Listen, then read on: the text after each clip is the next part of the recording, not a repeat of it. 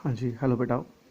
बेटा अब तक हमने कंसेप्ट्स भी सारे कर लिए हैं और मैंने आपको 1 2 3 असाइनमेंट्स भी 3 भेज दी थी। आपकी थोड़ी प्रैक्टिस करवा दी है। अब बेटा आज से मैं स्टार्ट करने जा रहा हूँ आपके न्यूमेरिकल्स। कि आपने ये न्यूमेरिकल्स पेपर में कैसे अटेम्प्ट करनी है।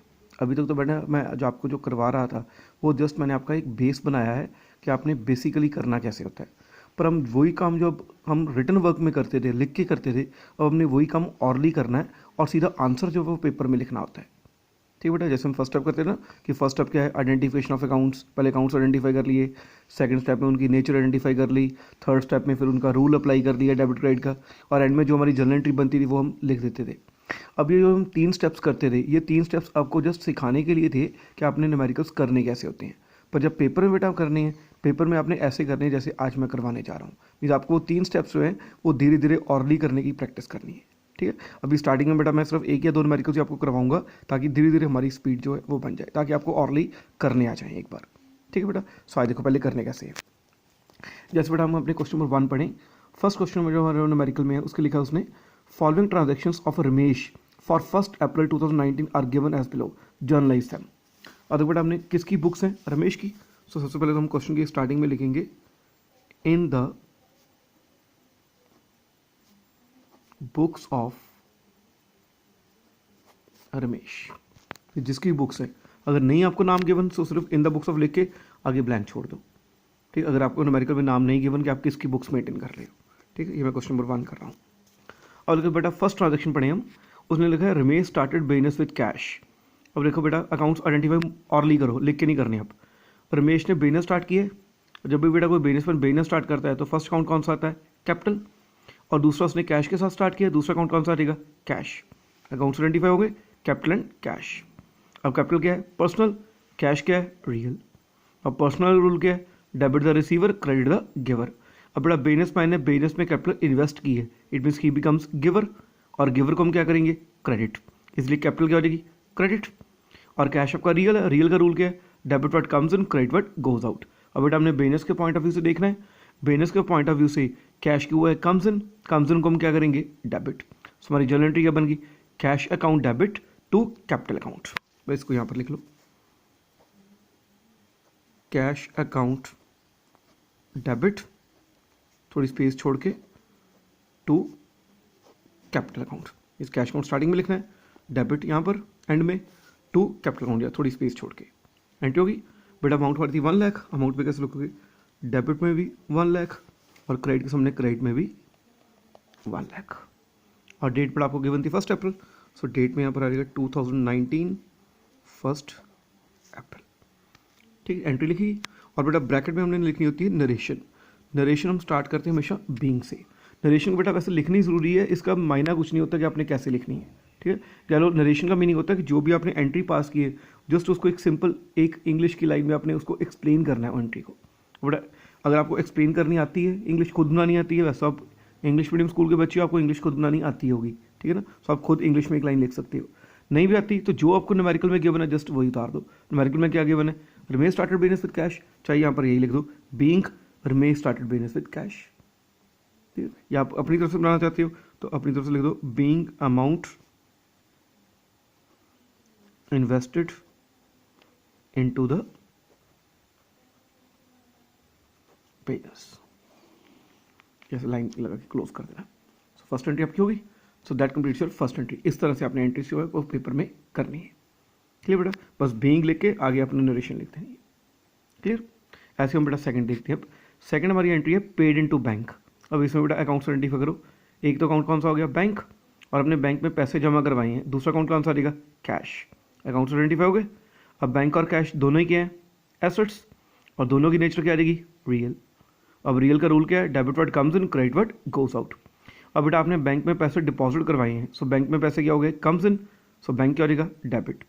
और कैश आपने डिपॉजिट करवा दिया, मीन्स कैश आपके बिजनेस में से क्या हो गया, गोज आउट, इसलिए कैश क्या हो जाएगा, क्रेडिट। सो एंट्री क्या बन गई हमारी, bank account debit to cash account. So entry हमारी की सेकंड बन गई, बैंक अकाउंट डेबिट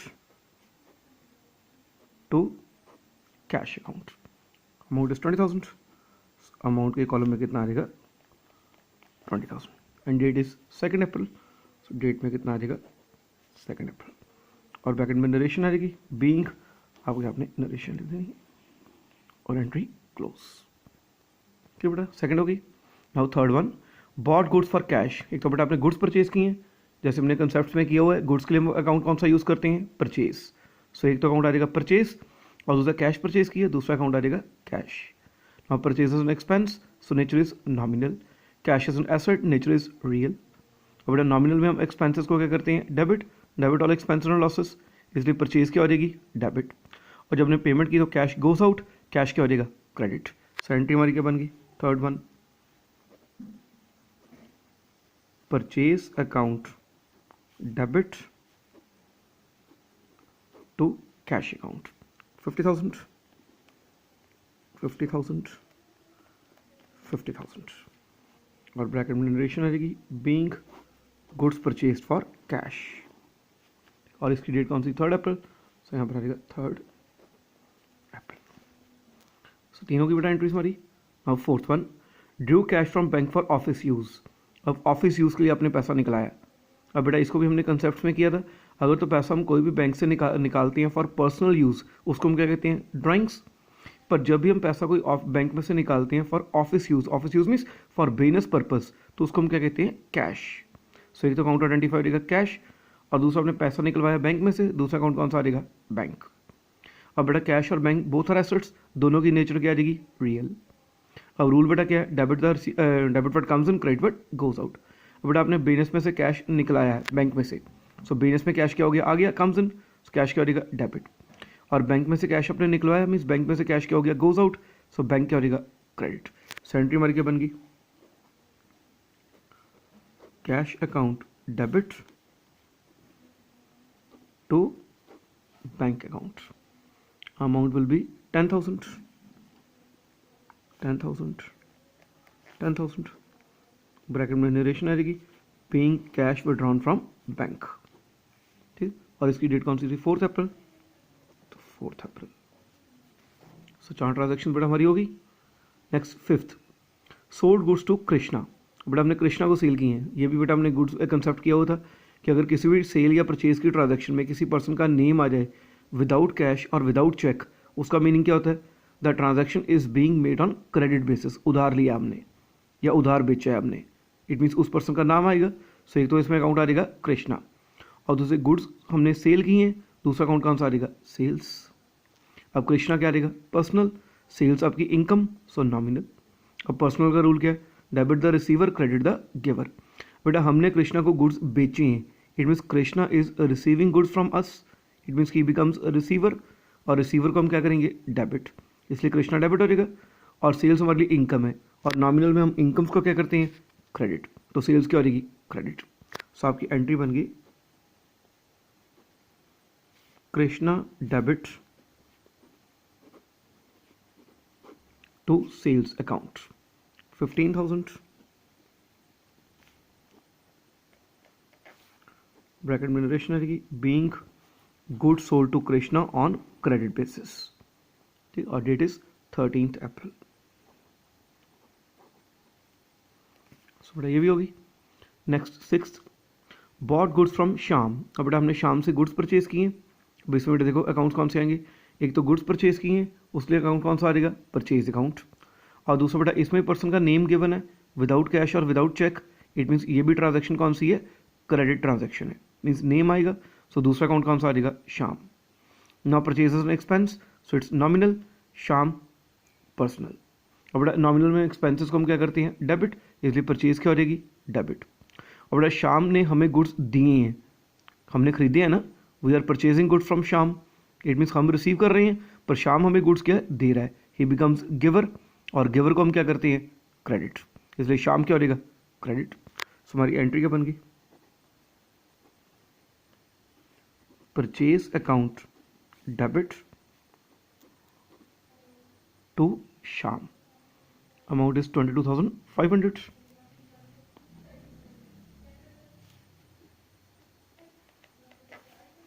ब्रैकेट में नरेशन आ जाएगी being goods purchase from Shyam on credit basis, and date is 20 अप्रैल।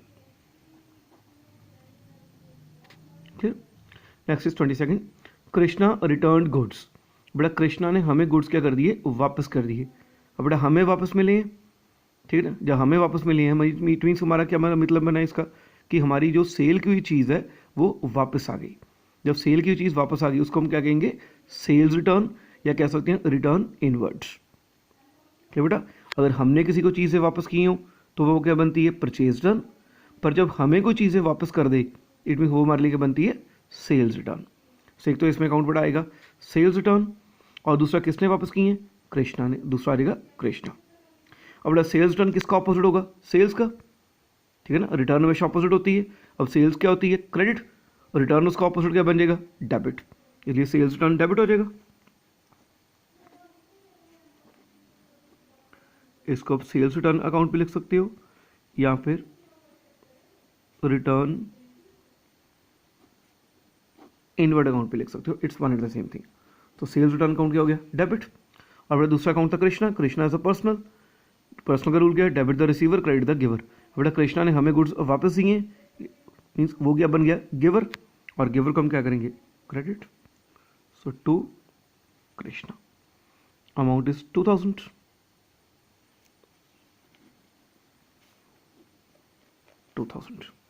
और ब्रैकेट में नरेशन आ जाएगा, being goods returned by Krishna, and date is 22 अप्रैल।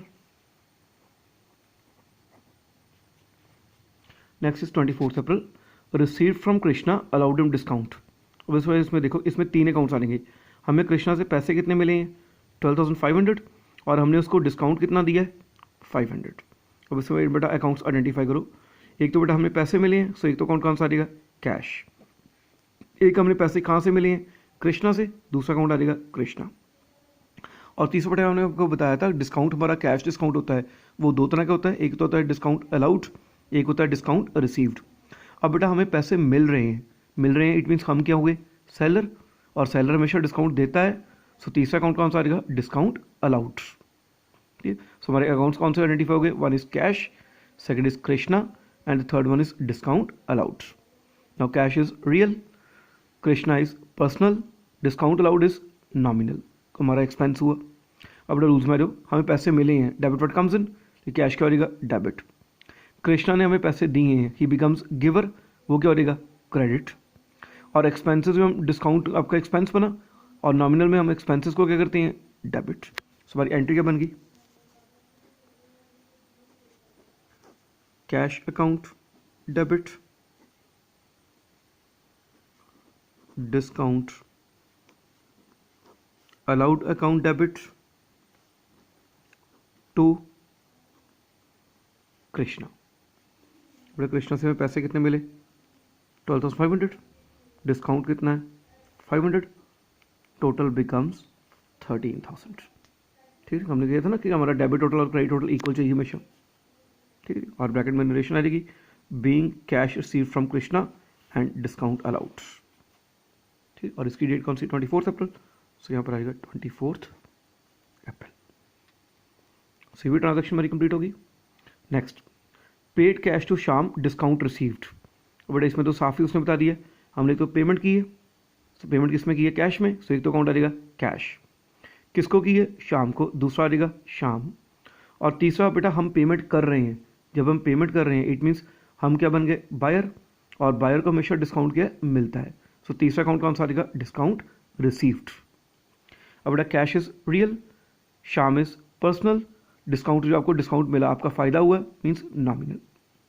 अब बेटा रूल्स में जब पेमेंट करेंगे तो कैश गोज आउट, कैश क्या हो जाएगा, क्रेडिट। शाम personal, debit the receiver credit the giver. हमने शाम को पैसे दिए हैं, इट मीन्स उसको पैसे मिले हैं, वो रिसीवर बन गया, इसलिए शाम क्या हो जाएगा, डेबिट। और डिस्काउंट हमारे लिए इनकम बना, इसलिए डिस्काउंट क्या हो जाएगा, क्रेडिट। सो हमारी एंट्री क्या बन जाएगी, Shyam debit to cash account to discount received account. अब बेटा हमने शाम को पैसे कितने दिए, 21,500, सॉरी पैसे हमने दिए 21,500, इस कैश हमने इतना दिया है, डिस्काउंट को हमें मिला कितना, 1,000 का, इस टोटल बिकम्स 22,500। और और ब्रैकेट में वही नरेशन आ जाएगी, being cash paid to Shyam and discount received. इसकी डेट कितनी है, 28 अप्रैल। अब बेटा देखो यहाँ पर हमारा पेज कंप्लीट हो गया। जहाँ पर भी आपका पेज कंप्लीट हो जाए वहाँ पर अपने पहले क्या करना है, इसको टोटल करना है। यहाँ पर लिखेंगे हम टोटल CF। CF का मतलब होता है कैरिड फॉरवर्ड, कि आपने नेक्स्ट पेज पे टोटल करना है, कैरी फॉरवर्ड करना है। अब बेटा हम पहले टोटल कर लें सारे को, कॉलम को। 1 lakh plus 20 120, 120 plus 50 170, 170 plus 10 180, 180 plus 15 185। ठीक है जी।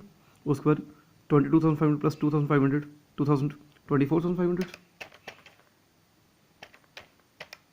ठीक है जी, ये भी हो गया। उसके बाद प्लस 13,000 प्लस 22,500। ये बेटा हमने सारे पेज का टोटल कर लिया। ये टोटल हमारा बन गया 255। बेटा डेबिट और क्रेडिट तो इक्वली होता है, तो यहाँ पर भी कितना आ जाएगा 255। टोटल हमने यहाँ पर क्या किया, कैरी फॉरवर्ड। अब ये नेक्स्ट पेज पे जब हम जाएंगे यहाँ पर लिखेंगे total BF। BF means brought forward. 255 बना था हमारा टोटल।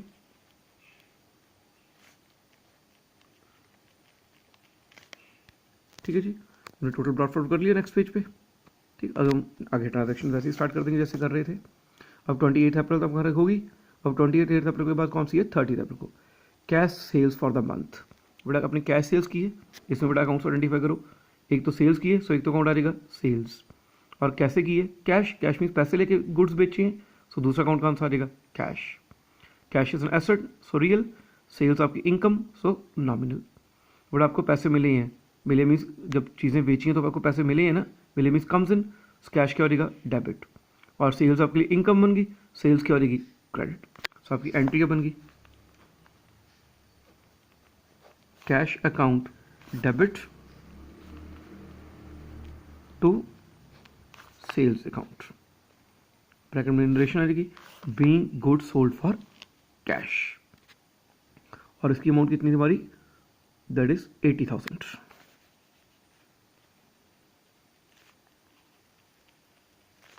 इसकी डेट 30 अप्रैल, यहाँ पर कितना आ जाएगा 30 अप्रैल। ये भी हो गया। Next is paid rent. आपने रेंट पे किया, सो एक तो अकाउंट आ जाएगा रेंट, और दूसरा पेमेंट आपने कैश में की है, दूसरा क्या आ जाएगा, कैश। अब rent is an expense, so it's nominal.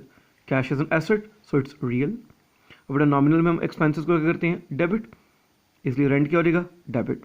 और जब हमने पेमेंट की, कैश गोज आउट, कैश क्या हो जाएगा, क्रेडिट। सो आपकी एंट्री क्या बन जाएगी, rent account debit to cash account. Bracket में आपकी नरेशन आएगी, being rent paid in cash. Amount is 5,000। 5,000। और इसकी डेट कौन सी आ जाएगी, 30 अप्रैल। सेव होगी। And the last one is paid salary. आपने सैलरी पे की है, सो एक तो अकाउंट कौन सा आइडेंटिफाई हो जाएगा, सैलरी, और दूसरा कौन सा आ जाएगा, cash. Salary is an expense, so it's nominal. Cash is an asset, so it's real. बेटा नॉमिनल में हम एक्सपेंसेस को क्या करते हैं, डेबिट, इसलिए सैलरी हमारी क्या हो जाएगी, डेबिट। और कैश हमने जब पेमेंट की है तो कैश गोज आउट, कैश क्या हो जाएगा, क्रेडिट। सो हमारी एंट्री क्या बन गई, salary account debit to cash account. और ब्रैकेट में नरेशन आ जाएगी, being salary paid in cash. Amount is 10,000 and the date is 30 April. तो आपका सारा क्वेश्चन कंप्लीट हो गया। एंड में बेटा आपने क्वेश्चन को कर देना क्लोज, ऐसे टोटल का निशान लगा रहना है, ऊपर एक लाइन, नीचे 2 लाइंस। अब ये क्वेश्चन कंप्लीट हो गया। इस टोटल को हम लिखेंगे ग्रैंड टोटल। ठीक बेटा, जब हम टोटल पेज के एंड में करते हैं उसको लिखते हैं टोटल कैरी फॉरवर्ड, और जब नेक्स्ट पेज पे लेके आते हैं उसको लिखते हैं टोटल ब्रॉट फॉरवर्ड। पर जब हमारा क्वेश्चन कंप्लीट हो जाता है तब उसको हम क्लोज करते हैं क्वेश्चन को, उसको लिखते हैं ग्रैंड टोटल। अब बेटा ग्रैंड टोटल बना लो, आपका कितना बना, 255 plus 85 plus 10 95। So 255 plus 95 is 350।